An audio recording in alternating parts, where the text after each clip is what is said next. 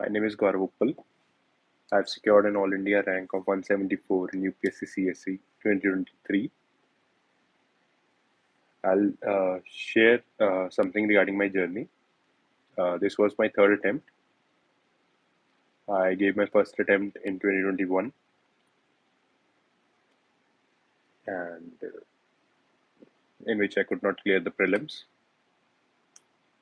In 2022, I could not clear the mains, and now I've cleared all the three stages and secured an All India rank of 174. I'll share something about my background. I've done my schooling from my hometown itself in Punjab. I belong to Punjab. And I've done my graduation in mechanical engineering from Delhi Technological University. Post that, I have worked for 1 year uh, as a data analyst. And after that, I started preparing for civil services examination. My UPSC journey was, I would not say completely planned. वो पूरी तरह से plan नहीं थी.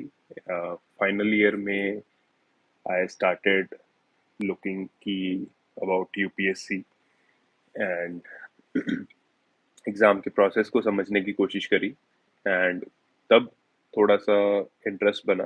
And the first जो सबसे पहली चीज़ मैंने करी बिफोर कि मैं फुल टाइम इस तैयारी में पढूं, सबसे पहले मैंने न्यूज़पेपर और सिलेबस और पीवाईक्यूज इन पे फोकस करना स्टार्ट कर दिया. इनको देखना शुरू कर दिया कि पहले एग्ज़ाम के बारे में पता तो लगे कि जब हम फुली डाइव इन कर रहे हैं, उसमें पूरी तरह से तैयारी कर रहे हैं, तो सबसे पहले उस एग्ज़ाम के प्रोसेस को जानना बहुत ज़रूरी है, उस एग्ज़ाम को समझना बहुत ज़रूरी है. तो that was the first thing which I did. And वो मुझे लगता है कि उसने बहुत अच्छे से मुझे हेल्प किया उस चीज़ ने, क्योंकि इस एग्ज़ाम को समझने के लिए और स्ट्रैटेजी बनाने के लिए. फिर उसके बाद जॉब छोड़ के मैंने फुल टाइम तैयारी करी. अपने 2 अटेम्प्ट्स दिए विदाउट जॉब एंड उसके बाद मेरा मीनवाइल अदर जॉब्स में सिलेक्शन हो गया था, जो मैंने वो ज्वाइन करी.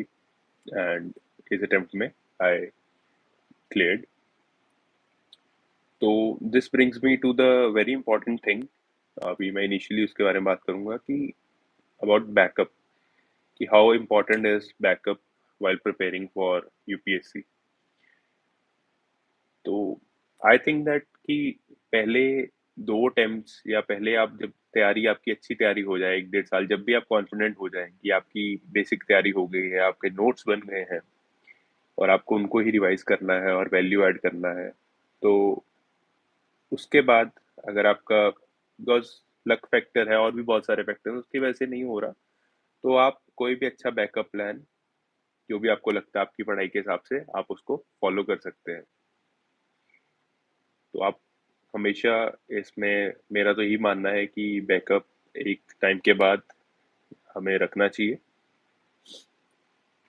एंड रही बात सक्सेस के लिए क्रेडिट, ऑब्वियसली इंसान तो होते ही हैं हर एक लाइफ में. मेरे पेरेंट्स हैं, मेरे फ्रेंड्स हैं, उनका तो बहुत इंपॉर्टेंट रोल रहा है.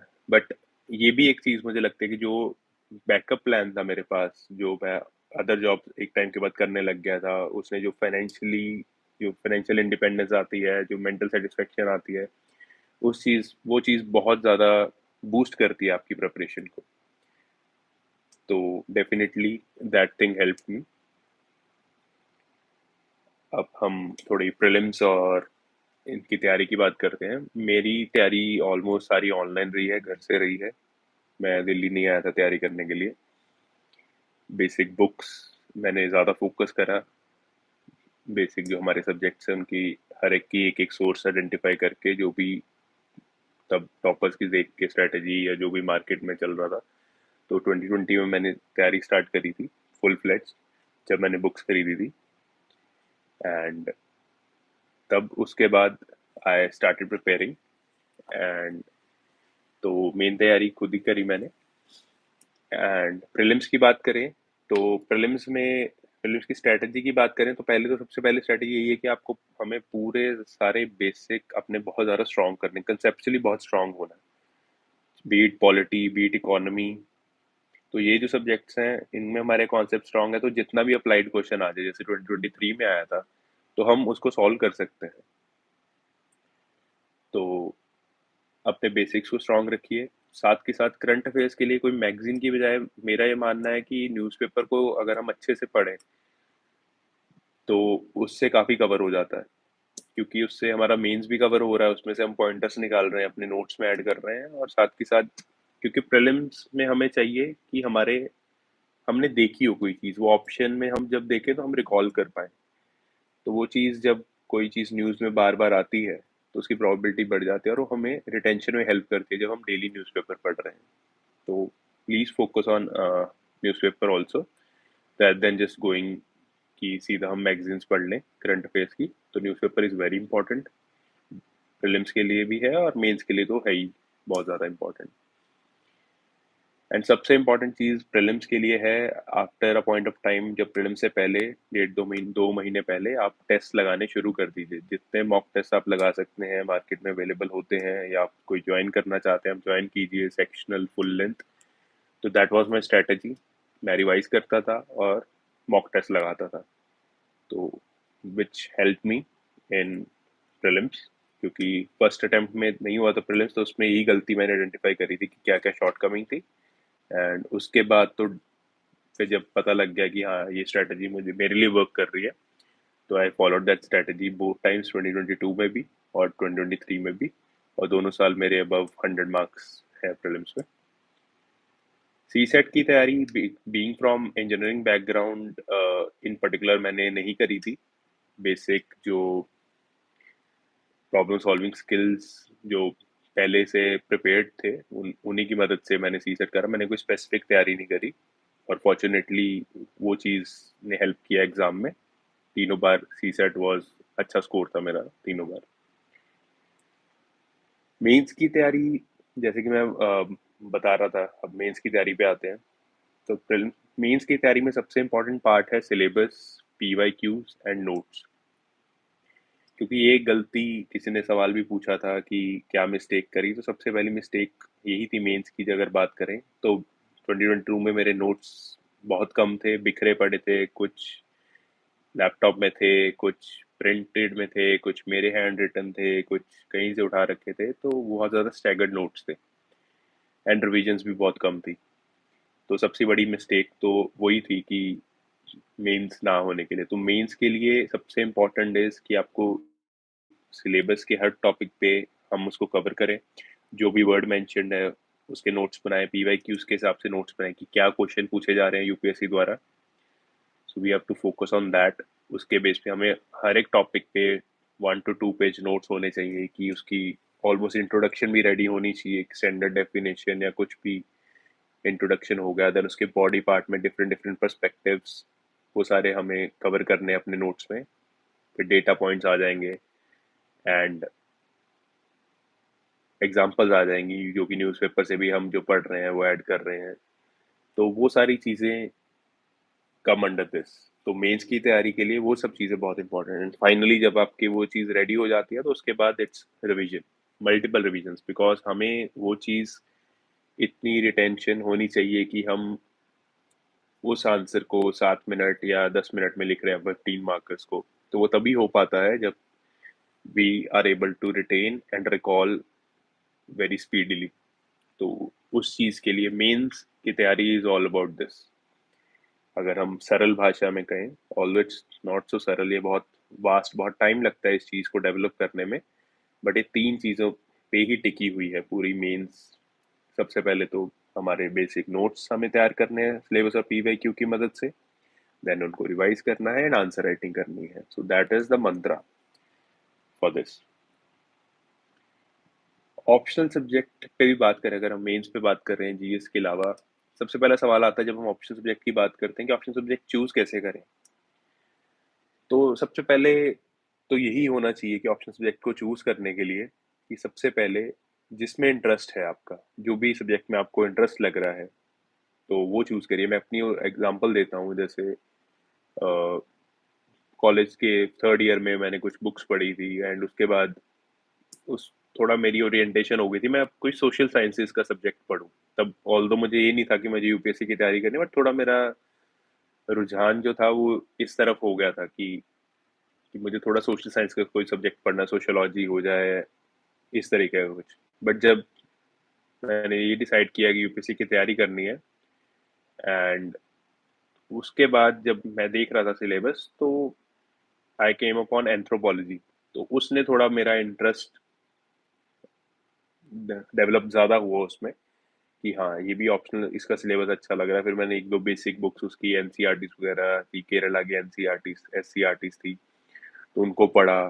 तो वो भी पढ़ के थोड़ा लगा कि समझ आ रहा है, तो उस तरीके से मैंने डिसाइड किया। एंड आफ्टर अ पॉइंट कि जब हम सोच लेते हैं, शॉर्टलिस्ट कर लेते हैं, उसके बाद मुझे ये लगता है कि we have to take a leap, कि हमें एक तो चूज करना ही है। तो उसके बाद यू जस्ट डिसाइड कि आप ये ऑप्शनल, हमारा अब ये ऑप्शनल है, and you have to fully devote your time to it. क्योंकि ज़्यादा भी ओवरथिंक करेंगे हम उसके रिगार्डिंग, तो कोई पॉइंट नहीं है, बिकॉज इवेंचुअली कोई ना कोई सब्जेक्ट तो करना है ही, और उसमें एक सफिशिएंट टाइम, एक मिनिमम टाइम हमें पुट इन करना ही पड़ेगा, चाहे वो कोई भी ऑप्शन हो। मुझे तो ये लगता है कि 5 महीने तो लगेंगे ही अच्छे से करने में, क्योंकि उसके अच्छे से नोट्स बनाने में, सारे कुछ करने में। तो we have to take that leap.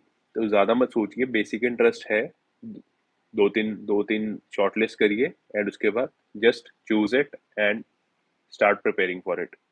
उसके रिसोर्सेज देखिए, थोड़ा सा स्कोरिंग देखिए उसकी कैसे जा रही है, and just go for it.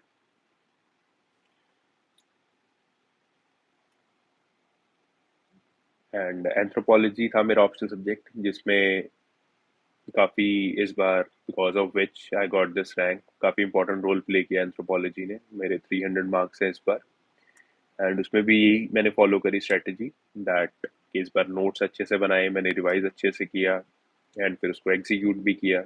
जो भी डायग्राम्स बनाने थे मुझे, जो एग्जांपल्स डालनी थी, एंड सबसे इम्पोर्टेंट डिमांड जो एड्रेस करनी थी, तो वो चीज़ मैंने करी अच्छे से, एंड उस चीज़ ने इवेंचुअली रिजल्ट भी दिया। तो इसको डिटेल में थोड़ा और बताता हूँ ऑप्शन स्ट्रेटेजी के बारे में, दैट कि लास्ट ईयर वही सेम चीज़ ऑप्शन में भी थी, कि नोट्स नहीं बने हुए थे। I was just going for answer writing format में, जो बुक्स अवेलेबल थी मार्केट में, वहीं से बस याद करके सीधा एग्जाम हॉल में चले गए थे, बिकॉज तैयारी पूरी नहीं हो पाई थी। Syllabus, I was not able to make complete notes of the syllabus. तो इस बार सबसे पहले तो नोट्स अच्छे से रिवाइज किए, मतलब उनको अच्छे से दोबारा बनाया, एंड उनको मल्टीपल टाइम्स रिवाइज किया। तो सबसे पहले तो यही है कि हर एक टॉपिक सिलेबस का कवर हो, नोट्स हो, रिवाइज करो। वैल्यू एडिशन ऑप्शन में थोड़ी इंपॉर्टेंट हो जाती है, उसमें भी न्यूज़पेपर भी हेल्प करता है, कुछ टेलीग्राम पे ग्रुप्स भी होते हैं, काफ़ी कुछ गूगल पे भी सर्च करते हैं, केस स्टडीज मिल जाती हैं। तो वो चीज़ बहुत ऐड करिए आप उसको। एंड कभी भी ऑप्शन में जब हम जाते हैं, तो हम बहुत उस डिटेल में चले जाते हैं कि हमें बिल्कुल एकदम परफेक्ट एग्जाम्पल चाहिए, हमारी एग्जाम्पल यूनिक होनी चाहिए। बट एक्चुअल में ऐसा नहीं है कि हम इतना यूनिक कुछ ढूंढने में लग जाए कि हम उसमें बहुत टाइम वेस्ट कर देते हैं। द मेन थिंग है कि डिमांड कंप्लीट होनी चाहिए, डिमांड फुलफिल होनी चाहिए जो भी पूछा गया है, एंड जो भी अगर हमारे पास एक गुड इनफ कंटेंट है, तो उसके मार्क्स मिलेंगे। एंड अल्टीमेटली फिर आंसर राइटिंग प्रैक्टिस है उसमें, एंड जो कि पूरे मेंस में है, बीट जीएस एंड ऑप्शनल। तो this was my optional strategy. Book list जो है, I have shared it in a blog as well, and you can access it on my Telegram channel by the name of Gaurav Uppal. अगर आप search करेंगे तो वो मिल जाएगा। Book list मैंने सारी वहाँ पे शेयर करी है, एक ब्लॉग में मैंने वो ब्लॉग का लिंक डाला हुआ है, उसमें सारी बुक लिस्ट भी है, एंड इट इज ऑल, सारी स्ट्रेटजी भी डिटेल में भी है, अगर रिटर्न में भी चाहिए। मीन्स के आंसर कैसे फ्रेम करेंगे। सो आंसर राइटिंग के, अगर हम थोड़ी आंसर राइटिंग के बारे में बात करें, तो आंसर राइटिंग कैसे कर सकते हैं हम। तो जैसे कि हम फॉर्मेट की बात करते हैं, इंट्रोडक्शन, बॉडी, कंक्लूजन। तो सबसे पहले तो हमारे पास वो नोट्स होने चाहिए आंसर राइटिंग करने के लिए। बेसिक आंसर राइटिंग हम कर सकते हैं स्टार्टिंग ऑफ द प्रिपरेशन में, बट जो हम प्रॉपर आंसर राइटिंग की बात करें, तो वो आंसर राइटिंग तभी हो पाएगी जब हमारे नोट्स रेडी हैं। तो सबसे पहला स्टेप इज जो भी क्वेश्चन है उसको इंट्रोड्यूस करिए, जो भी मेन थीम है उसको पकड़ के उसको डायरेक्टली हिट करिए, उसको इंट्रोड्यूस करिए 25 टू 30 वर्ड्स में। एंड जो भी नेक्स्ट क्वेश्चन पूछा गया है उसको हेडिंग दीजिए, उसको बॉक्स करिए, एंड देन उसको आंसर करिए 4 to 5 पॉइंट्स। अगर 10 मार्कर्स है तो try to write 8 to 10 points अगर आपके पास है, मतलब 10 पॉइंट लिख सकते 10 पॉइंट लिखिए, 8 पॉइंट तो लिखने ही है मिनिमम। एंड देन उसको बीच में डेटा भी हम ऐड कर सकते हैं, एग्जांपल्स ऐड कर सकते हैं तो वो ऐड करना है। अगर सेकंड पार्ट है क्वेश्चन का, वो उसको फिर हेडिंग देके उसको बॉक्स करना है। अगर चैलेंजेस लिखने हैं या थोड़ा सा अगर हम लिख रहे हैं पॉजिटिव लिख रहे हैं तो थोड़ा सा उसका कि 1-2 पॉइंट हम एक्स्ट्रा भी ऐड कर सकते हैं कि हाँ ये थोड़े से चैलेंजेस हैं, एंड कंक्लूजन हम फिर एक वे फॉरवर्ड की तरह दे सकते हैं। वो थोड़ा क्वेश्चन पे डिपेंड करता है, बट जनरल ओवरऑल जो फ्रेमवर्क की बात करें तो वो ऑलमोस्ट ऐसा ही रहता है। आंसर राइटिंग की तैयारी प्रैक्टिस मैंने बहुत करी इस बार। लास्ट ईयर यही गलती थी फिर से, कि एक तो नोट्स नहीं थे और आंसर राइटिंग बहुत कम हुई थी। इस बार मैंने बहुत आंसर्स लिखे, पीवाईक्यूज लिखे, प्रीवियस ईयर क्वेश्चन उठा लेता था, पूरा क्वेश्चन पेपर प्रिंट करके उसको लिखता था मैं प्रॉपर 3 घंटे बैठ के। एक मैंने टेस्ट सीरीज ज्वाइन करी थी वो लिखता था, ऑप्शनल के टेस्ट लिखता था, ऐसे डेली मैं ऑलमोस्ट कोशिश करता था इस बार मेंस में जुलाई एंड से कि मैं डेली सुबह एक टेस्ट लिखूं। तो मेरे अराउंड काफी टेस्ट हो गए थे, 45 प्लस ही टेस्ट लिखे थे मैंने मेंस के डेली वाला। 45 दिन मैं लगातार 3 घंटे सुबह एक लिखता था, एंड फिर उसको मैं इवेल्युएट भी करता था। तो आंसर राइटिंग में सबसे इम्पोर्टेंट है कि आप तो लिख रहे हो, उसके बाद उसको इवेल्युएट भी करिए खुद ही। हम जब हम एक तैयारी कर लेते हैं, बेसिक तैयारी कर लेते हैं, तो हम इतने सक्षम हो जाते हैं कि हम खुद उस चीज़ को इवैल्यूएट कर पाएँ कि जब हमें डिमांड समझ आने लगी ना एग्ज़ाम की और क्या क्वेश्चन पूछा गया है, तो हम खुद जब उसको आफ्टर लिखने के बाद जब हम उसको चेक करते हैं ना, तो उसमें हमें समझ आ जाता है कि हमने इसको एड्रेस किया है कि नहीं किया अच्छे से। या फिर कोई पॉइंट याद आ जाता है कि हाँ, ये पॉइंट अच्छा इसमें और आ सकता था, तो उस चीज़ को लिखिए। तो वो चीज़ बहुत हेल्प करती है आंसर राइटिंग को रिफाइन करने के लिए। फिर इसमें आंसर राइटिंग में और बात करें तो आ जाता है मल्टी डायमेंशनल आंसर कैसे लिखें। तो मल्टी डायमेंशनल आंसर जब भी लिखा जाएगा वो तभी लिखा जाएगा जब हम इस तैयारी को सेग्रीगेट होने करने की बजाय, सब्जेक्ट्स को सेग्रीगेट समझने की बजाय जब हम उसको इंटीग्रेटेड वे में समझें। GS1 हो, GS2 हो, जब हम उनको सब नोट्स हमारे रेडी होंगे रिवाइज करेंगे तो ऑटोमेटिक हमारे दिमाग में ना लिंकेजेस बनने लग जाएंगे जब हम उसको वाइड पर्सपेक्टिव से सोचेंगे। तो उसमें भी हम अपने नोट्स में भी लिख सकते हैं कि ये पॉइंट इधर भी ऐड हो सकता है, ये पॉइंट्स इसमें यूज हो सकता है। तो जब हम उस तरीके की ब्रेनस्टॉर्मिंग करते हैं अपनी रिवीजन के टाइम, तो तब मल्टी डायमेंशनैलिटी आती है, रेदर देन कि हम ये सोचें कि हम उस एग्जाम हॉल में बैठ के तब बना लें। तब एक आधे क्वेश्चन में हो जाएगा, बट सब क्वेश्चंस में इतनी मल्टी डायमेंशनैलिटी आती नहीं है तब। तो जब वो लाने के लिए हमें पहले ही ब्रेनस्टॉर्म करना है कि कौन सा टॉपिक है। जब हम सिलेबस देखते हैं तो उसमें हमें पता लग जाता है कि ये टॉपिक इस टॉपिक के साथ थोड़ा ओवरलैप कर रहा है, तो इसमें आ सकता है। जैसे अब ज्योग्राफी है और उधर GS3 में भी है, तो एग्रीकल्चर हो गया, क्लाइमेट चेंज हो गया, तो इस तरीके से थोड़ा ओवरलैप कर जाते हैं कुछ पॉइंट्स। तो एग्जाम्पल दे रहा हूँ, तो उस तरीके से जब हम सोचते हैं तो हो जाता है। एंड जरूरी भी नहीं है कि हर एक चीज में हमें मल्टी डिमेंशनलिटी लिखनी है, मेन हमें डिमांड फुलफिल करनी है क्वेश्चन की। अगर हम उतने पॉइंट सफिशिएंट लिख रहे हैं तो that is more important I think than multi dimensionality. फिर आ जाता है कि आंसर पॉइंट वाइज लिखें या फ्लो चार्ट या पैराग्राफ। तो आई थिंक दैट कि GS1 2 3 एंड ऑप्शनल के भी काफी हद तक पॉइंट्स जो है वो पॉइंट्स में लिखने चाहिए उसके answers rather than paragraph. GS4 में कुछ क्वेश्चंस में हम लिख सकते हैं पैराग्राफ में, बट उसमें भी कुछ क्वेश्चंस में हमें पॉइंट्स में लिख लेना चाहिए। मैंने इस बार GS4 में कुछ पॉइंट्स में लिखे थे, कुछ पैराग्राफ में लिखे थे। बट बाकियों में क्लियर, जैसे मैं बता रहा था, क्लियर हेडिंग दीजिए, बॉक्स करिए एंड पॉइंट्स में लिखिए। 10 मार्कर्स में अराउंड 8 to 10 पॉइंट्स लिखिए, एंड 15 मार्कर में 13 से 15 पॉइंट लिखने की कोशिश करिए। अभी मुश्किल लगता है कि हम इतने पॉइंट कैसे रिकॉल कर पाएंगे, बट वो क्वेश्चन, एक क्वेश्चन के अंदर 3 वो होते हैं, तो 3 हेडिंग्स बन जाती हैं जब हम उसकी डिमांड को डिकोड करते हैं। तो तब जब हम उस हेडिंग को तोड़ेंगे, तो when we break that heading, तो उसके बाद ऑटोमेटिक पॉइंट्स जनरेट हो जाते हैं अगर हमारे नोट्स अच्छे बने हुए हैं, हमें डिमांड समझ आ गई, हमारी रिवीजन अच्छी है, तो वो इजीली 3-4 पॉइंट लिखने हैं हर एक के ऊपर, एंड वो निकल जाते हैं इजीली। आंसर राइटिंग के लिए पॉजिटिव अप्रोच है रखनी इज वेरी इंपॉर्टेंट। उसी की वजह से ही हम अच्छा आंसर लिख पाते हैं।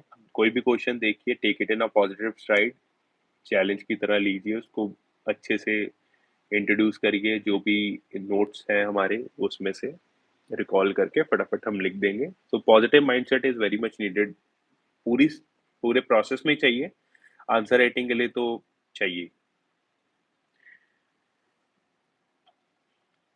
एंड देन इट कम्स की प्री और मेंस की तैयारी सेग्रीगेटेड होनी चाहिए या इंटीग्रेटेड होनी चाहिए। तो मुझे तो ये सवाल आज तक समझ नहीं आया कि हम सेग्रीगेट कैसे कर सकते हैं इस तैयारी को, क्योंकि सोर्सेज हमारे ऑलमोस्ट सिमिलर रहते हैं, जो बेसिक कॉन्सेप्चुअल क्लैरिटी होनी है हमारी वो सिमिलर रहती है दोनों स्टेजेस के लिए। हाँ, नोट्स थोड़े डिफरेंट रहते हैं, बस इतना सा फर्क रहता है कि हमें, मेरे तो नोट्स भी सिमिलर थे, मैंने तो डिफरेंट नोट्स भी नहीं बनाए थे, तो मेरे तो वो भी सिमिलर थे, बट ये होता है कि हमें कौन सा पॉइंट, जब हम प्री के लिए रिवाइज कर रहे हैं तो क्या पिक एंड चूज करना है, क्या पढ़ना है, ज्यादा फोकस करना है, और जब हम मेंस की कर रहे हैं तो क्या फोकस करना है। तो सिर्फ इतनी सेग्रीगेशन है, अदरवाइज ये पूरी इंटीग्रेटेड तैयारी है। सबसे पहले तो हमें मेंस के परस्पेक्टिव से तैयारी करनी चाहिए, एंड बेसिक्स पे फोकस करना चाहिए, तो प्री की तैयारी अपने आप हो जाती है, बिकॉज वही सेम चीज़ें हम ऑलरेडी कवर कर लेते हैं उस चीज़ में। फिर रेपिटेटिव क्वेश्चन आता है कि जैसे मैं बहुत बार बता ही चुका हूँ कि P Y Qs are very important in this, and उसी से हमें पता लगता है, चाहे वो प्री हो या मेंस हो, उसी से हमें पता लगता है कि यूपीएससी किस तरह की क्वेश्चन पूछ रहा है, ट्रेंड कैसे चेंज हो रहा है। जैसे लास्ट ईयर अलग तरीके से ऑप्शन फ्रेम किए गए, तो how that trend is changing, and वो समझ आता है। मेंस में तो सिलेबस के टॉपिक को कैसे यूपीएससी पूछ रहा है वो समझ आता है। तो P Y Qs are the whole and soul of this UPSC preparation, क्योंकि वही एक आईना है जिससे हमें थोड़ा सा पता लगता है अपने बारे में भी और इस एग्जाम के बारे में भी। तो definitely P Y Qs are very important. Pre के परस्पेक्टिव में थोड़ी डिटेल में बात करें पी वाई क्यूज की, तो एग्जाम से पहले की, जैसे कुछ अगर हम और बाहर के मॉक्स लगाते हैं, क्वेश्चंस लगाते हैं, तो उसमें ऑप्शन उतने डिटेल तरीके से फॉर्म नहीं किए जाते और बहुत डिफिकल्ट तरीके से बनाए जाते हैं, बट यूपीएससी इस तरीके से फ्रेम करता है कि आप अगर कुछ ऑप्शंस को एलिमिनेट भी कर देंगे तो आप आंसर पे अराइव कर जाएंगे। तो उस तरीके की जो हमें, एक तो बेसिक क्वेश्चन तो हम अटेम्प्ट कर लेंगे, बट जो स्किल्स डेवलप करने हैं कुछ क्वेश्चंस के लिए, अराउंड 20 से 25 क्वेश्चन जो हमें अटेम्प्ट करने हैं जिसमें हम 2 ऑप्शन एलिमिनेट कर चुके हैं, वो पीवाई क्यू करने से ही आएगी, क्योंकि उससे हमें पता लगता है कि यूपीएससी किस तरीके से फ्रेम करता है एंड उसका आंसर कैसे क्या होता है। तो वो जो स्ट्रेटेजी डेवलप होगी वो पीवाई क्यू से होगी। एंड देन फर्दर जो ऑप्शंस होते हैं वो फर्दर हेल्प करते हैं कि हमें तैयारी करने में, कि जो ऑप्शंस यूपीएससी पूछता है वही आगे फर्दर अगले ईयर में वो क्वेश्चन फुल फ्लेज क्वेश्चन बन जाता है। जैसे नेशनल पार्क्स के क्वेश्चन हो गए, जो ऑप्शन में नेशनल पार्क्स आते हैं वो पिछले सालों में, वो अगले सालों में फुल फ्लेज उस पर क्वेश्चन आ जाता है। तो ये बहुत प्री में ये चीज़ें पी वाई क्यूज की इम्पोर्टेंस है। मेंस में तो जैसे मैं बता रहा हूँ, फिर अगेन रिपीट कर रहा हूँ कि पी वाई क्यू से हमें पता लगता है कि सिलेबस के टॉपिक से कैसे क्वेश्चन पूछा जा रहा है, and what is the trend also. उसमें भी ट्रेंड थोड़ा वेरी कर रहा है कि करंट अफेयर्स की कितनी वेटेज है, स्टैटिक की कितनी है, दोनों को मिक्स करके कैसे क्वेश्चन पूछा जा रहा है। तो उस समय न्यूज़पेपर कैसे पढ़ना है, न्यूज़पेपर से क्या चीज़ उठानी है, वो भी हमें पी वाई क्यू से पता लगता है कि ओके ये क्वेश्चन है, अगर हम किसी न्यूज़ को इनकाउंटर कर रहे हैं कि ये न्यूज़ आई है, तो ऐसा क्वेश्चन आया था पी वाई क्यू में, तो उसमें से अगर ये पॉइंट मैं यहाँ से अपने नोट्स में डालूंगा तो ये आगे काम आ सकता है। तो P Y Qs are very important for this. And सबसे मोस्ट इम्पॉर्टेंट दोनों में, प्री और मेंस में, इसकी कई बार तो क्वेश्चंस भी रिपीट होते हैं, थीम तो रिपीट होती है ही दोनों में, प्री बीट प्री और मेंस। एंड देन थोड़ा अब अगली स्टेज पे आते हैं, इंटरव्यू पे आते हैं। इंटरव्यू के लिए अलग से तैयारी नहीं होती कुछ। और मेरे पास तो बहुत कम टाइम था, मेरी फर्स्ट इंटरव्यू थी और मेरा फर्स्ट 3 डेज, मेरा थर्ड डे को ही आ गया था इंटरव्यू। तो वैसे ही कुछ ज़्यादा तैयारी अलग से मैं कुछ कर नहीं पाया था, बिकॉज मेरे पास सिर्फ 15 दिन का टाइम था इंटरव्यू की तैयारी करने के लिए। एंड उसमें सिर्फ मैंने यही किया था कि जो मैंने डेफ बनाया था, अपना डेफ जो सबमिट किया था उसको अच्छे से किया। एंड जो मेरे नोट्स थे, बेसिक नोट्स थे जो बने हुए थे, अगेन मैंने उनको ही रिवाइज करने की कोशिश करी कि अगर जो बेसिक उससे कुछ पूछा जाए तो मैं उसको आंसर कर सकूं। एंड जिसने की हेल्प भी किया कि मुझसे काफ़ी सारे क्वेश्चन पूछे गए कि पार्लियामेंट से रिलेटेड, उसकी सिटिंग से रिलेटेड, पार्लियामेंट की सिटिंग के रिलेटेड, उसके क्या कॉन्सिक्वेंसेज हैं, सोल्यूशंस हैं, उस तरीके से काफ़ी क्वेश्चन पूछे गए जो कि बहुत स्टैटिक, जो कि नोट्स में थे। एंड इंटरव्यू पैनल मेरा दिनेश दासा सर का बोर्ड था। It was very cordial board. And काफ़ी अच्छे से उन्होंने काफ़ी डिटेल में क्वेश्चन पूछे, 30-35 मिनट इंटरव्यू चला। And it was a good experience. Dress code very भी करता है। टाइम मेरी जनवरी में थी तो obviously suit was the option, and it was very cold. तो सूट ही अच्छा रहता है with tie and formal shoes. Keep it simple, keep it minimal and keep it very formal. तो ड्रेस कोड तो वही है। देन इट क्वेश्चन आता है डैफ कैसे बनाएं। डैफ is not something which you can make in 1 month और 4-5 मंथ्स। तो ये हमारा जो बचपन से ही हम करते आ रहे हैं उसी का ही एक प्रमाण है यूपीएससी के सामने। तो हम ज़्यादा अलग से कुछ नहीं कर सकते डेफ के लिए। हाँ, अगर हम स्टार्टिंग में ही थोड़ा सा फोकस करने लग जाए, अपने हॉबीज और इंटरेस्ट उस तरीके से कुछ डेवलप कर लें कि जो डेवलप भी ना करें कि हम उस पर थोड़ा काम करने लग जाएं जो हमारे इंटरेस्ट थे, क्योंकि जो हम कई बार वो पीछे रह जाते हैं हमारे कुछ इंटरेस्ट। तो उन पे हम साथ साथ फोकस करते रहे अपनी हॉबीज के ऊपर। तो वो डेफ में अगर उससे रिलेटेड हम हाईलाइटेड तरीके से उसको लिखे, मेंशन करें और उससे क्वेश्चंस आ जाए तो obviously it is a very positive point और प्लस पॉइंट है, हमारे फेवर में काम करेगा। तो डेफ में बस हॉबीज एंड इंटरेस्ट है, वही सब चीज़ें हैं जिसमें हम कर सकते हैं। अदरवाइज तो अचीवमेंट्स वगैरह तो आई थिंक कि अगर हम कॉलेज के बाद फिर तैयारी शुरू कर रहे हैं तो कुछ अलग से हम अचीवमेंट्स तो नहीं कर सकते। तो उन्हीं अचीवमेंट्स को ही हमें प्रेजेंट करना है। एंड कॉन्फिडेंस अगर है, कॉन्फिडेंस से करेंगे तो आई डोंट थिंक कि ये चीज़ें मैटर करती हैं। तो इंटरव्यू के लिए पर्सनैलिटी डेवलप करना अलग से, फिर वही बात आ जाती है कि हमें अलग से अपने मैनरिज्म्स को इम्प्रूव कर सकते हैं, बट जो बेसिक पर्सनैलिटी है उसको एकदम से हम चेंज नहीं कर सकते। तो कुछ एटिकेट्स, मैनरिज्म्स, बोलने का तरीका, थोड़ा कॉन्फिडेंट तरीके से बोलना, वो सब हम ऐड ऑन कर सकते हैं। एंड जितना हम नेचुरल रखेंगे, जो हमारी पर्सनैलिटी है वो झलक के आती है। एंड जो ऑनेस्टी है वो नजर आती है, तो स्कोर भी मिलता है उस हिसाब से। तो इंटरव्यू में मुझसे डैप से कम क्वेश्चंस पूछे गए थे। मैं अगर अपने इंटरव्यू एक्सपीरियंस के बारे में बात करूं तो डैप से कम क्वेश्चंस थे मेरे पास। मुझसे जनरल काफ़ी क्वेश्चन पूछे, मेरी इंट्रोडक्शन जो मैंने दी थी, मुझसे इंट्रोडक्शन ली गई थी, उससे काफ़ी क्वेश्चंस पूछे गए और जनरल क्वेश्चंस पूछे गए। जैसे कि मैं बता रहा था पार्लियामेंट के रिगार्डिंग एंड मेंटल हेल्थ के रिगार्डिंग, उसका स्टेटस इन आर कंट्री, उस तरीके से काफ़ी क्वेश्चन पूछे गए। डैप से बहुत एक दो ही सवाल थे जो मुझे पूछे गए।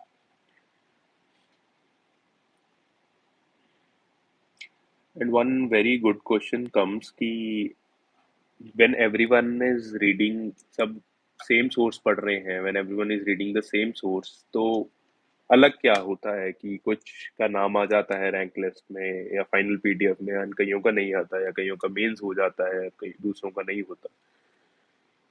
डिफरेंस फिर मैं वही बात करूंगा कि डिफरेंस लाई करता है कि उसमें से आप कितनी कंसेप्चुअल क्लैरिटी गेन कर रहे हैं, उस चीज से आप कितने अच्छे नोट्स बना रहे हैं, कि यूपीएससी की डिमांड के हिसाब से कितने अच्छे नोट्स बना रहे हैं, टू बी मोर स्पेसिफिक।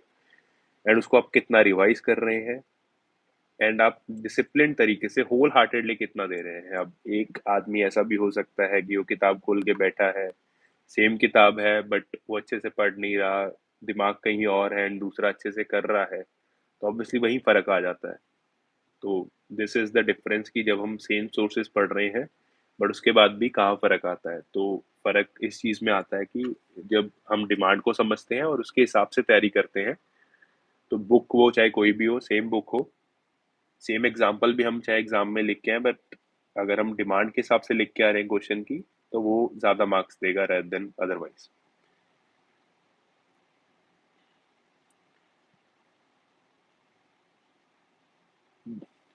आता है एक और क्वेश्चन आता है कि अगर हम फिर से यूपीएससी देने की कोशिश करें तो हम क्या नहीं करना चाहेंगे? तो वो लास्ट अटेम्प्ट में तो मैं कह सकता हूँ इस बार तो आई थिंक कि जो भी मैंने लास्ट अटेम्प्ट में गलतियाँ थी उनको ठीक करने की कोशिश करी and this time everything went perfect.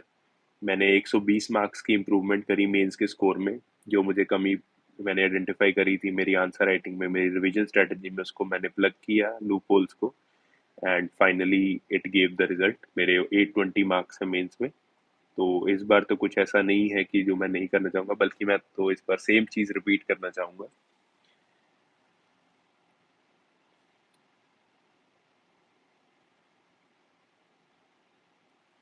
फिर थोड़े सोर्सेज़ के बारे में बात करें, एक तो बेसिक स्टैंडर्ड बुक्स तो है ही एंड अदर थिंग्स कम कि और सबसे important role I think Google and government websites also play a very important role in our preparation. तो मैंने कुछ जो गवर्नमेंट वेबसाइट्स मुझे जिन्होंने हेल्प किया था, वो थी एक तो नीति आयोग की वेबसाइट, उसमें से मैं बहुत सारे स्ट्रैटेजी डॉक्यूमेंट्स देखता रहता था और भी जो टॉपिक्स पे आते थे, ईवीज़ के ऊपर कुछ आते थे डॉक्यूमेंट्स, वो पढ़ता रहता था। तो उस तरीके के डॉक्यूमेंट्स ने बहुत हेल्प किया मुझे। फिर और भी मिनिस्ट्री की वेबसाइट्स पे जाके, जैसे मेरे ऑप्शनल में भी मैंने मिनिस्ट्री ऑफ ट्राइबल अफेयर्स की वेबसाइट को काफ़ी यूज़ किया। उसमें बहुत अच्छे आजकल तो डैशबोर्ड्स, डेटा पॉइंट्स ईज़िली आ जाते हैं।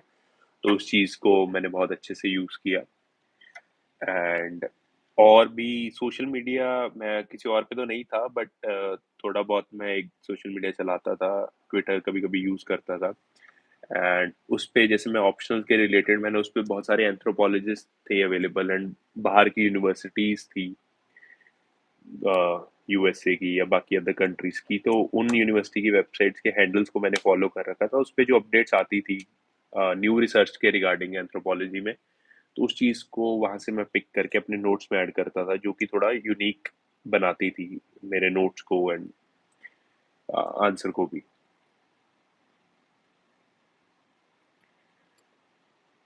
फिर जैसे मैं काफ़ी बार बता रहा था कि सिलेबस करें, सिलेबस को हम समझें, तो फिर क्वेश्चन आता है कि वो कैसे करें? सिलेबस को एनालाइज़ कैसे करें? इतना बड़ा सिलेबस है, हर एक जीएस में 20-20 पॉइंट्स लिखे हुए हैं, इतने वर्ड्स लिखे हुए हैं।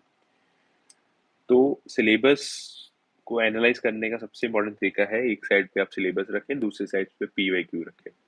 आइडेंटिफाई करिए पीवाईक्यू जब आप पढ़ रहे हैं और इधर आपका सिलेबस पढ़ा है, तो सबसे पहले तो आप मैच करें, खुद से मैच करिए। मार्केट में अवेलेबल है कि इस थीम पे ये क्वेश्चन आए हुए हैं, बट वो हम बाद में देखेंगे। सबसे पहले हमें खुद एनालाइज करना है, हमें खुद की स्ट्रेटजी बनानी है, खुद की एनालिसिस बनानी है।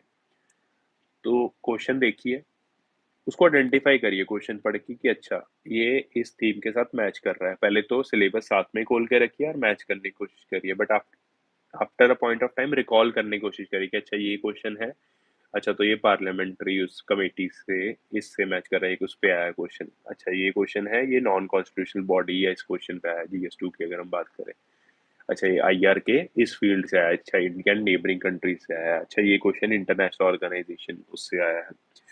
तो उस तरीके से हमें करना है। तो उस तरीके से अगर हम करेंगे तो डेफिनेटली इट हेल्प्स। तो यही तरीका है जो मैंने फॉलो किया था सिलेबस को एनालाइज करने का एंड जिसने काफी हेल्प भी किया।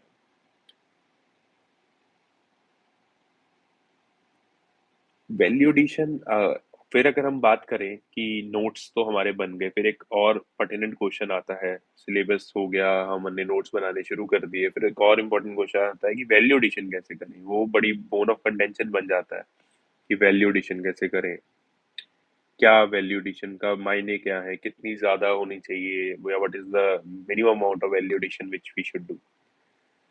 तो आई थिंक दैट कि इस चीज का कोई अ, अंत नहीं है। वैल्यू एडिशन, इंटरनेट पे इतना डेटा आजकल अवेलेबल है, इतनी एग्जांपल्स भर भर के अवेलेबल है, तो उस चीज़ का कोई एंड नहीं है। But what we can ensure is that कि जो हम एग्जांपल ऐड कर रहे हैं वो रेलेवेंट हो, उसकी मल्टीपल यूज हो, जो डेटा पॉइंट भी हमारे पास उसका मल्टीपल यूज हो। क्योंकि रेदर देन मतलब हमें याद करें हम बहुत सारे डेटा पॉइंट्स या अलग अलग उसके लिए, जब हमें पता है कि एक थीम के ऊपर ऐसा क्वेश्चन आ रहा है और ये डेटा पॉइंट काफी जगह यूज हो सकता है, तो उस चीज को ऐड करने की कोशिश करिए। लिख लीजिए बाकी भी, बट मेन फोकस उस पर रहना चाहिए जिसका मल्टीपल यूज हो। तो वो वैल्यू एडिशन बहुत हेल्प करती है। एंड मेरी वैल्यू एडिशन मोस्टली न्यूज़पेपर से रही है, क्योंकि मैं उसको बहुत डिलीजेंटली डेली पढ़ता था। एंड उस चीज़ ने मुझे बहुत डिविडेंड दिया वैल्यू एडिशन में।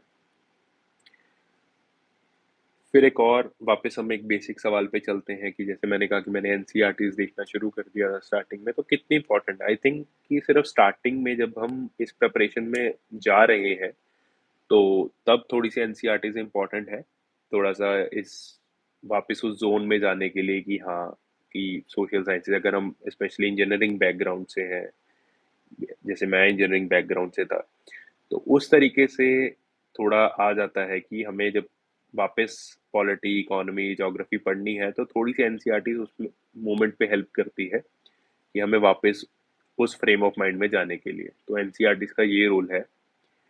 उसके बाद एक सब्जेक्ट आई थिंक सिर्फ ज्योग्राफी की एनसीईआरटी मैंने यूज करी है अपने प्रीलिम्स और मेंस में भी। अदरवाइज बाकी सब्जेक्ट की एनसीईआरटी मैंने बाद में यूज नहीं करी, सिर्फ वो इनिशियल फेज था जब फाइनल ईयर का या स्टार्टिंग ऑफ द प्रिपरेशन का, तब मैंने थोड़ी एनसीईआरटीज देखी थी, अदरवाइज नहीं। यूपीएससी की तैयारी कब स्टार्ट करें?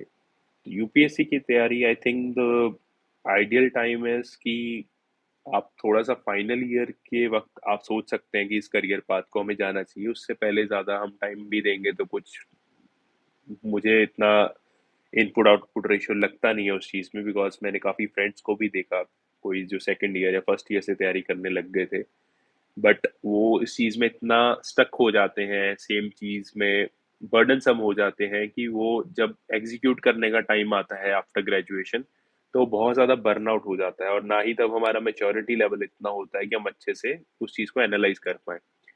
तो जो फ्रेम ऑफ माइंड है, आई थिंक जो यूपीएस ने क्राइटेरिया भी रखा है कि ग्रेजुएट होने चाहिए हम इस एग्ज़ाम को देने के लिए, वो शायद एक पर्पस के लिए रखा है, क्योंकि तब हम एक सक्षम हो जाते हैं, हमारा मेच्योरिटी लेवल इतना हो जाता है कि हम उस ढंग से सोचने लग जाते हैं कि हम ऑफिसर बन सके। तो आई थिंक कि फाइनल ईयर के वक्त हम तैयारी स्टार्ट कर सकते हैं, जिनको लगता है, या फिर जिनको लगता है कि भी अपने सर्कमस्टांसिस के हिसाब से कि अगर कॉलेज से है जॉब करके 1 साल या 2 साल उसके बाद तैयारी शुरू करनी है तो वो भी कर सकते हैं, बिकॉज अगर हम जॉब भी करते हैं तो बैकअप हमारा डेवलप हो जाता है, एक्सपीरियंस डेवलप हो जाता है। तो डेफिनेटली आई थिंक कि that is the right time to start. And फिर वही एक और सवाल आ जाता है कि जब हमारे पास हमारी कंट्री में इतने ऑप्शंस अवेलेबल हैं आजकल, स्टार्टअप्स हैं, corporate sector is growing so much, तो वाई यूपीएससी या वाई गवर्नमेंट जॉब? एंड तो I think it all depends की person to person, but ultimately public service की भावना अगर है हमें कि उस चीज़ को एग्जीक्यूट करना है, तो that should be the main reason कि या जो भी है उसकी एफिशिएंसी को बढ़ाने के लिए या फिर एडमिनिस्ट्रेशन में काम करने की इच्छा होनी चाहिए। तो that should be the major motivation before delving into UPSC rather than anything else. जो भी पर्क्स या और भी चीज़ें हैं वो सब सेकेंडरी होनी चाहिए। सबसे इम्पोर्टेंट ये है जब भी हम इस तैयारी में पढ़ें कि हमें इस चीज़ की रियलिटी पता होनी चाहिए कि जो एक्चुअल काम हम कर रहे हैं वो कितना चैलेंजिंग है या फिर हम कितनी लाइफ्स को टच कर पाएंगे, तो वो चीज़ हमारा मेन फोकस रहना चाहिए।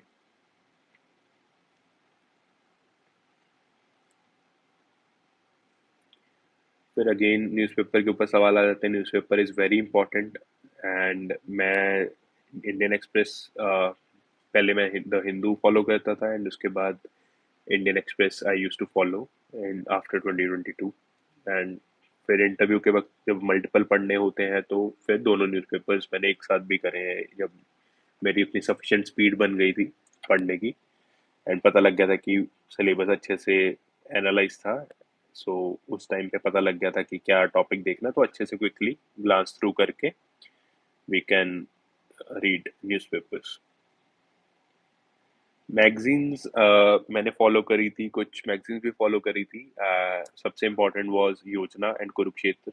योजना से ज़्यादा मैंने अपने नोट्स में बहुत कंटेंट ऐड किया था, क्योंकि वो जो थीम्स आती हैं वो यूपीएससी की सिलेबस की थीम्स के साथ भी मैच करती हैं काफ़ी बार, एंड वो बहुत हेल्प करता है आपके नोट्स को वैल्यू ऐड करने के लिए, ओपिनियन ऐड करने के लिए। उसमें अच्छे अच्छे स्कॉलर्स को भी कोट किया जाता है, तो वो चीज़ बहुत हेल्प करती है। तो हमें सिलेक्टिवली टॉपिक वाइज अगर हम योजना को फॉलो करते हैं तो बहुत अच्छा वो भी डिविडेंड देती है हमारे नोट्स में, नोट्स बनाने में भी और नोट्स में वैल्यू एडिशन करने के लिए भी। फिर और इम्पोर्टेंट क्वेश्चन आ जाता है कि टेस्ट सीरीज का रोल क्या है, how important is test series in this. जैसे कि मैं प्री की भी बात कर रहा था, तो test series is very important कि हमें मॉक टेस्ट लगाने हैं, चाहे वो मार्केट में मिल जाते हैं वो भी लगा सकते हैं। तो test are very important, be it for prelims and be it for mains.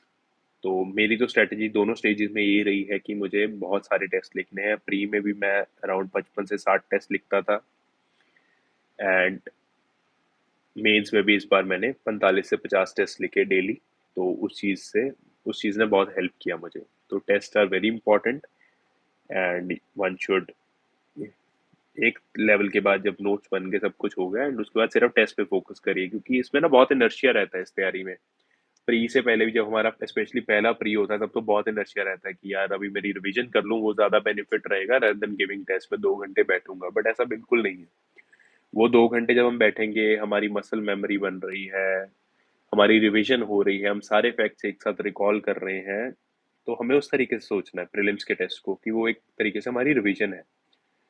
And mains में तो अल्टीमेटली जो हमारी स्ट्रेटजी जितनी हमने डेवलप करी है उसकी execution whole and soul is test only, rather than going directly into the final exam and going for the execution. जब हम अगर हम पहले उसको अच्छे से अपनी स्पीड डेवलप कर लेंगे, स्ट्रैटेजी को एग्जीक्यूट करके देख लेंगे, उसको एनालाइज कर लेंगे, चेक कर लेंगे, खुद से इवेल्युएट कर लेंगे, तो वो चीज़ बहुत हेल्प करती है। फिर आ जाता है टाइम टेबल। टाइम टेबल क्या फॉलो करना चाहिए। सो मैं पर्सनली बात करूं तो मैंने कुछ as such fix time table नहीं बनाता था मैं कि मुझे इतने घंटे इस तरीके से पढ़ना है। मैं सिर्फ जो सब्जेक्ट मैं फॉलो करता था, मैं सब्जेक्ट्स का शेड्यूल बनाता था कि मुझे ये सब्जेक्ट करने हैं। अगर एक ऑप्शनल चल रहा है तो साथ में मुझे पॉलिटी करना है सुबह, ऑप्शन मतलब एक दिन में ऑप्शनल पॉलिटी, तो पॉलिटी खत्म हो गया, ऑप्शनल तो चल ही रहा है, तो मॉडर्न, या इस तरीके से मैं इस तरीके से करता था। तो उसमें मैं टारगेट्स फिक्स करता था कि आज मुझे ये चैप्टर्स कवर करने हैं, rather देन कि मैं पूरा कि मुझे 1 घंटा ऐसे ऐसे इस तरीके से मैं डिवाइड नहीं करता था। तो it all depends person to person, क्योंकि मुझे उस तरीके से लगता था कि साइकोलॉजिकली मैं बर्डन रहूंगा, तो rather than being in the moment मैं टाइम की तरफ देखता रहूंगा। तो मैं टाइम उस तरीके से फिक्स नहीं करता था, मैं टॉपिक्स के टारगेट फिक्स करता था।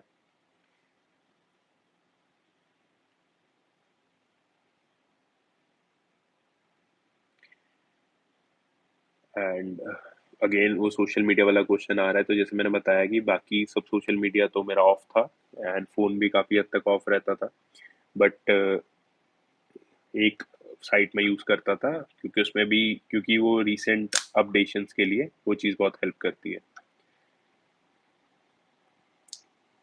और क्वेश्चन आ जाता है एस्पिरेंट्स का कि यूपीएससी की तैयारी ऑनलाइन करनी चाहिए या ऑफलाइन। तो as I said in the beginning कि मेरी सारी तैयारी घर से रही है, ऑनलाइन रही है। एंड आई थिंक कि अगर आप माहौल है, बेसिक एमिनिटीज हैं, अवेलेबल हैं, तो आई थिंक कि घर से तैयारी करना is far more better than going anywhere, क्योंकि वो हमें मॉरल सपोर्ट भी मिलती रहती है, इमोशनल सपोर्ट मिलती रहती है पेरेंट्स से। एंड स्पेशली जो फूड भी बहुत इंपॉर्टेंट रोल प्ले करता है कि अच्छा खाना खा रहे हैं तो आपकी कंसंट्रेशन बन रही है, आपकी पढ़ाई अच्छे से हो रही है, तो वो भी एक बहुत इंपॉर्टेंट रोल प्ले करता है, जो कि शायद हम अगर घर से बाहर जाते हैं तो उस तरीके का खाना भी नहीं मिल पाता।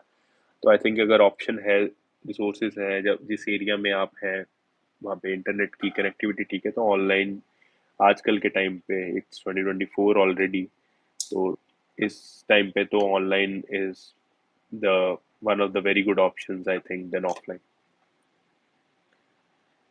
अगेन इससे कनेक्टेड क्वेश्चन आ जाता है कि दिल्ली जाना जरूरी है कि नहीं, तो आई डोंट थिंक सो कि दिल्ली जाना जरूरी है। Everything is available online, online coaching भी अवेलेबल है, एंड वो कॉस्ट इफेक्टिव भी है रेदर देन ऑफलाइन। बट उसमें थोड़ा सा अपने आप को डिसिप्लिन रखना है, वो तो वैसे भी रखना है अगर इस एग्जाम को क्लियर करना है। तो if we have that discipline and we have to develop that discipline, तो it's not necessary to go to Delhi. Then question comes कि मैंने जैसे स्टार्टिंग में बात करी थी प्लान बी की, तो प्लान बी कब से डेवलप करना चाहिए या कितना ज़रूरी है प्लान बी रखना। तो जैसे मैंने स्टार्टिंग में ही बोल दिया था कि plan B is very important after a certain point of time, क्योंकि ये एग्ज़ाम इतना अनसर्टेन है कि हम जब जो भी चीज़ कर रहे हैं एग्जीक्यूशन, उसका रिजल्ट आप तभी पता चलता है जब मार्क्स आते हैं। तो वो स्ट्रेटेजी तभी हमें लगता है कि हाँ ये सही स्ट्रेटेजी थी जब वो डिविडेंड हमें पे करती है, कि वो मार्क्स के फॉर्म में, रैंक के फॉर्म में जब उसका परिणाम आता है। तो वो चीज़ हर बार ऐसा भी पॉसिबल नहीं है कि हो कि आपके फेवर में जाए, क्योंकि वो जो लक फैक्टर है, थोड़ा सा लक फैक्टर है, वो चीज़ कई बार आपके अगेंस्ट भी जा सकता है। तो इसलिए plan B is very important. And I think that कि फर्स्ट 2 अटेम्प्ट्स एट मैक्स, वैसे तो फर्स्ट अटेम्प्ट से पहले ही हमारी तैयारी अच्छी होनी चाहिए। अगर आपको लगता है कि नोट्स नहीं बन पाए थे मेरे या कुछ और कमी रह गई थी, मुझे और टाइम देना चाहिए, तो आप एक और अटेम्प्ट दे सकते हैं। एंड उसके बाद आई think that you should go for जो भी प्लान बी, कोई जॉब या हायर स्टडीज आपको फॉलो करना चाहिए। एंड बिकॉज 2 साल के बाद सफिशिएंट, अगर आपने सीरियसली टाइम डिवोट किया है तो आपके नोट्स रेडी होंगे, आपको सिलेबस टिप्स पे होगा, everything will be under your control. कुछ फैक्टर्स की वजह से नहीं हो पा रहा, उसको आइडेंटिफाई करिए जब स्कोर कार्ड आता है या आंसर की आती है, तो उसको आइडेंटिफाई करिए, उसको इम्प्रूव करिए। तो आई थिंक उसके बाद हम बेसिक भी टाइम पुट इन करते हैं उनको रिवाइज करने में या अपडेट करने में नोट्स को, अपने प्लान बी को फॉलो करते हुए, तो सफिशिएंट टाइम है to clear this exam. This attempt जो मेरा ये अटेम्प्ट था, ये मेरा पूरा अटेम्प्ट विद जॉब था। विद जॉब में ऑफिस से आके जाता था, लाइब्रेरी जाता था, वहाँ पे पढ़ाई करके, ये अटेम्प्ट मेरा फुल्ली विद माय जॉब था, जो कि मेरा ऑब्वियसली प्लान बी था।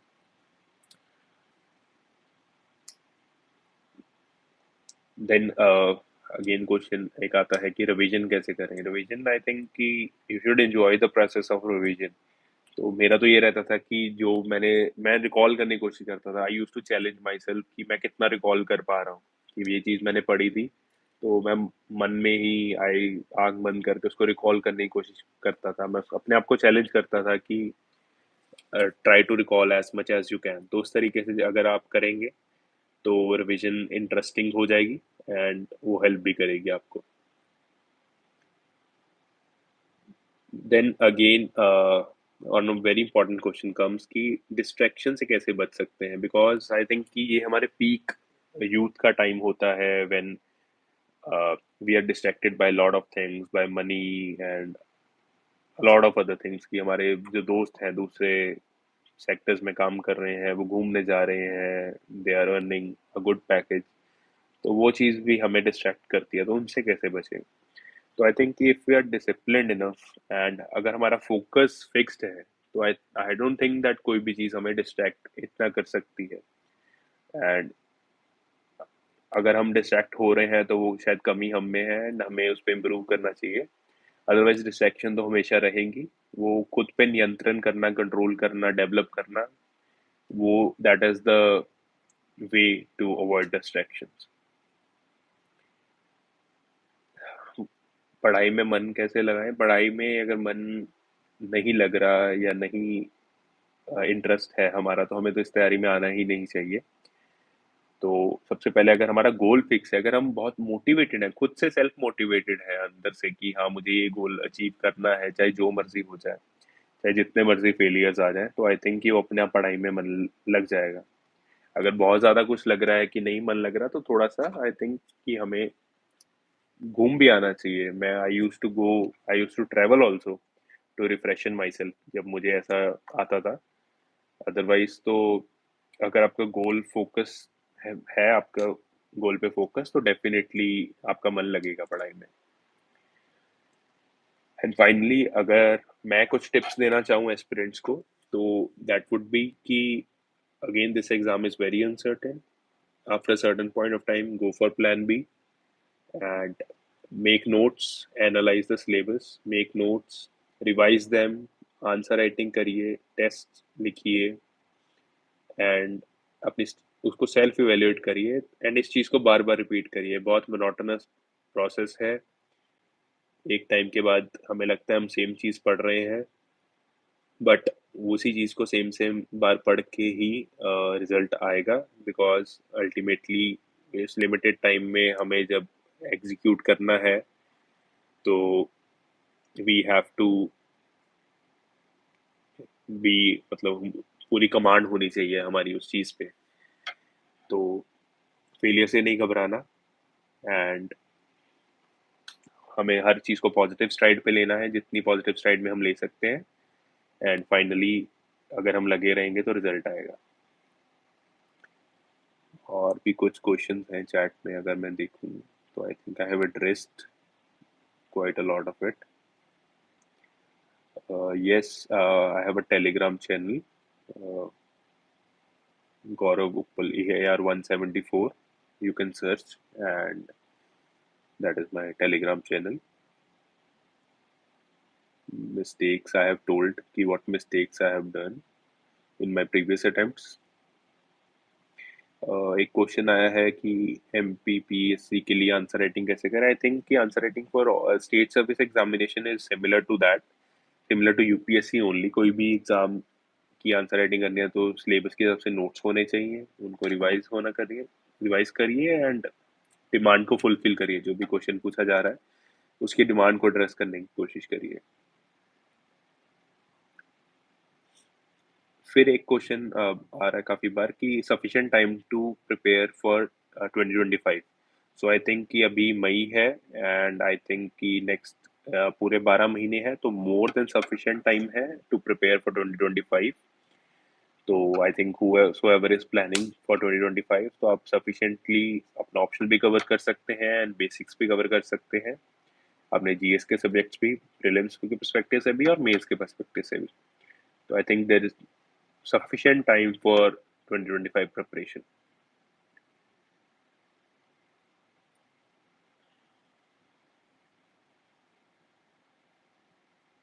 बुकलेट्स एक बार मैं फिर से ब्रीफ में बता देता हूँ। वैसे आई हैव टोल्ड कि I have shared it on my channel. For polity it was Laxmikanth, for modern history I followed Spectrum, and for economics I followed Ramesh Singh book, and for geography it was NCRT, for environment it was Shankar IAS environment book. It is available on Amazon. And I think for the rest, for ancient and medieval history, it was again NCRT, old NCRTs, R.S. Sharma, and I think I'm forgetting the author, Satish Chandra for medieval history, and Nitin Singhania selectively for art and culture topics as per the PYQs. We don't have to go for the full book. Don't have to study the full book. As per the PYQs, we have to read it. Again, a very interesting question. What advice do you want to give now on your journey to yourself in past as beginner? So, same advice which I am reciting, which I learned from my mistakes, that make notes by effectively analyzing the syllabus and PYQs, revise them, give as many tests as you can, be it for prelims and be it for mains. तो prelims में test लगाइए and mains में answer writing करिए 3 घंटे बैठ के। एक time के बाद जब हमारी तैयारी हो जाए, सफिशिएंट तैयारी हो जाए, तो फुल 3 घंटा बैठ के स्लॉट में आंसर लिखिए, तो वही चीज़ हेल्प करती है। बाकी तो आई गेस मैंने डिस्कस कर लिया। एक एस्से के रिगार्डिंग थोड़ा मैं और बताना चाहूँगा कि एस्से में क्या ज़रूरी है। तो एस्से के लिए कुछ अलग से तैयारी करने की ज़रूरत नहीं है हमें। तो हमें पूरी जो हमारी नॉलेज है सारे जीएस के सब्जेक्ट्स की या ऑप्शनल के सब्जेक्ट की भी यूज़ होती है। तो हमें टॉपिक के हिसाब से कहाँ कौन सा पॉइंट, कैसे पैराग्राफ बनाना है, कैसे उसको मोल्ड करना है, ऐसे के टॉपिक को कैसे डी कोड करना है, तो वो चीज़ हमारी जो बेसिक हमारी नॉलेज है उसी से ही आएगी। कुछ अलग से तैयारी करने की ज़रूरत नहीं है। अलग से सिर्फ हम ये कर सकते हैं कि जैसे अपना स्ट्रॉन्ग एरिया आइडेंटिफ़ाई कर सकते हैं ऐसे लिख के। जैसे मेरा स्ट्रॉन्ग एरिया था कि मैं एनेक्डोट से स्टार्ट करता था। मुझे एनेक्डोट से स्टार्ट करके लगता था कि हाँ, ये this is the right approach, I was comfortable in that. तो मैं एनेक्डोट से शुरू करता था अपना ऐसे। मैंने डिफरेंट एनेक्डोट्स न्यूज़पेपर से या गूगल से, स्टोरीज़ वगैरह से, बुक से उठा रखे थे एंड उसको मैं थोड़ा-सा मोल्ड कर लेता था टॉपिक के हिसाब से। तो एनेक्डोट्स आप कर सकते हैं फॉलो। एंड देन आप अच्छी-अच्छी बुक्स या ऑथर्स जो हैं, बहुत सारी नॉन फ़िक्शन बुक्स हैं, उनको एक लिस्ट बना सकते हैं। उनके बारे में ब्रीफ समरी लिख सकते हैं कि किस टॉपिक को उन्होंने टच किया है। एसए के टॉपिक के हिसाब से हम उसको भी ऐड कर सकते हैं। देन स्कॉलर्स हैं, कोट्स हैं, वो सब हम ऐड कर सकते हैं। तो ऐसे में ये सब चीज़ें कर सकते हैं। अलग से कुछ करने की ज़रूरत नहीं है, इसमें भी वही प्रैक्टिस करिए, अपना स्ट्रॉन्ग पॉइंट आइडेंटिफ़ाई करिए एंड प्रैक्टिस करिए।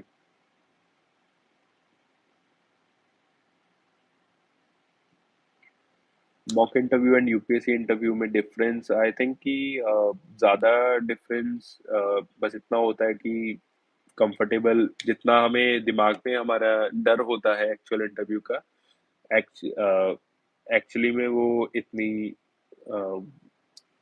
क्या कहें हार्ड नहीं होती या बहुत ज़्यादा फॉर्मल नहीं होती। वो बहुत आपको कंफर्टेबल करते हैं।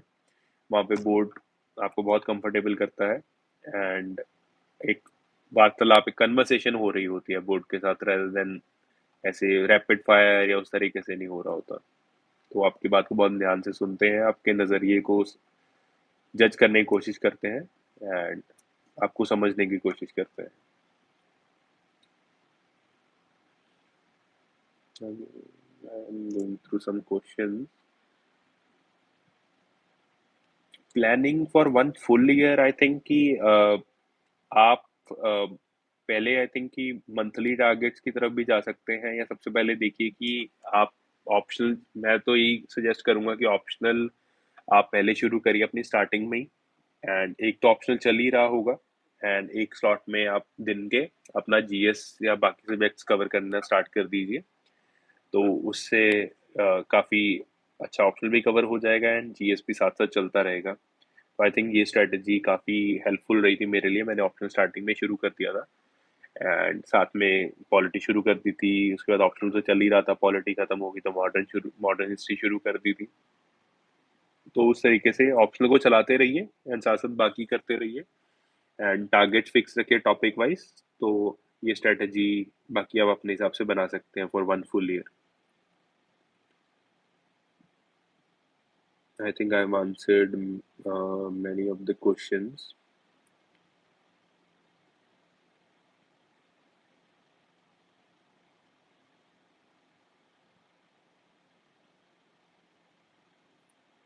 Mhm.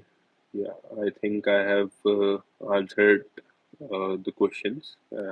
One question comes that how to avoid beginners mistake, कैसे avoid करें? I think कि लर्निंग लीजिए as much as you can from toppers and जो निकला है जिनका एग्ज़ाम, उन क्योंकि वो उनको बहुत एक्सपीरियंस हो जाता है कि फेलियर्स के बाद से एंड हाउ कैसे उन्होंने इम्प्रूव किया, तो उससे कुछ लर्निंग्स लीजिए एंड डायरेक्टली फॉलो मत कीजिए, हर एक चीज़ को ब्लाइंडली फॉलो मत कीजिए। पहले अपने आप को इवैल्यूएट करिए एंड अपने हिसाब से जो भी आपको सही लग रहा है उस चीज़ को आप फोकस करेंगे तो आई थिंक कि वो हो जाएगा।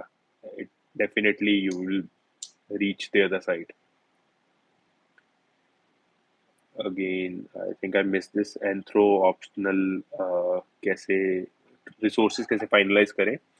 सो आई थिंक कि ऑप्शनल में भी टॉपिक वाइज आप जब हम ब्रेक करते हैं तो अगेन टॉपर्स को फॉलो कर सकते हैं हम, उनके ब्लॉग्स हैं एंड आई थिंक अनुदीप दुरी सर का blog is all time relevant for sources.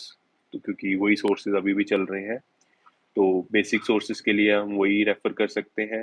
I think socio cultural anthropology के लिए एम्बर एंड एम्बर हो गया and there is one another book by N K Vaid sir, तो वो फॉलो कर सकते हैं। बायोलॉजिकल एंथ्रोपोलॉजी के लिए पीनाथ I use to refer and tribal anthropology, Indian anthropology के लिए बुक तो मेरे पास थी नदीम हसनैन सर की बुक थी। एंड इस तरीके से टॉपिक वाइज हम फिगर आउट कर सकते हैं कि कौन सा टॉपिक किस बुक से ज़्यादा अच्छा हमारे नोट्स बन रहे हैं पीवाईक्यूज के हिसाब से, कि अच्छा ये चल रहा है। जैसे ग्लूटोक्रोनोलॉजी इस बार क्वेश्चन का एग्जांपल अगर मैं दूं, तो वो एम्बर एंड एम्बर में भी था, और थोड़ा सा गूगल से भी अगर हम फिगर आउट करते तो हम उस पे नोट्स बना सकते थे, तो वो इतना बाउंसर क्वेश्चन नहीं था। I think I have answered all of the questions, and I would like to sum up this live chat that all the best. It is a achievable goal. I think this conversation will help you in figuring out your strategy and will motivate you to clear this exam and achieve your goal.